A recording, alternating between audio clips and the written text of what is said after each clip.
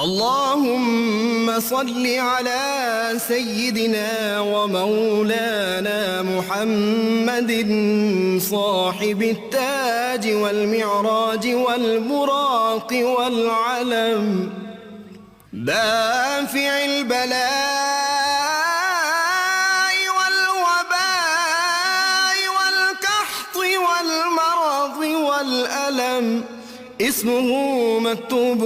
مرفوع مشفوع منقوش في اللوح والقلم، سيد العرب والعجم، اسمه مقدس معطر مطهر منور في البيت والحرم، شمس الضحى بدر الدجى صدر العلا نور الهدى كهف الورى مصباح الظلم، جميل الشيم شفيع الأمم صاحب الجود والكرم، والله عاصمه وجبريل خادمه والبراق مركبه والمعراج سفره، وفوق سدرة المنتهى مقامه وقاب قوسين مطلوبه والمطلوب مقصوده والمقصود موجود، سيد المرسلين خاتم النبيين شفيع المذنبين أنيس الغريبين رحمة للعالمين،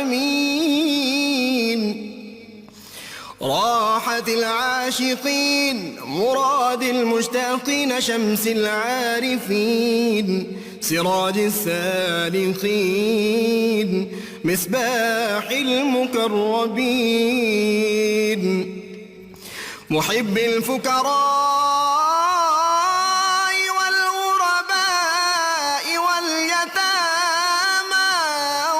والمساكين، سيد الثقلين نبي الحرمين إمام القبلتين وسيلتنا في الدارين، صاحب قاب قوسين محبوب رب المشرقين ورب المغربين، جد الحسن والحسين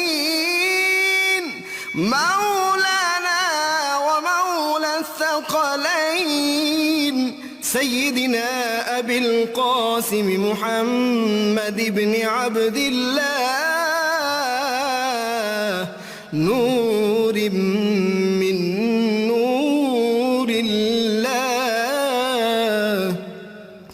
يا أيها المشتاقون بنور جماله بلغ العلا بكماله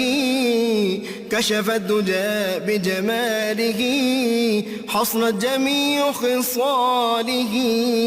صلوا عليه وآله وأصحابه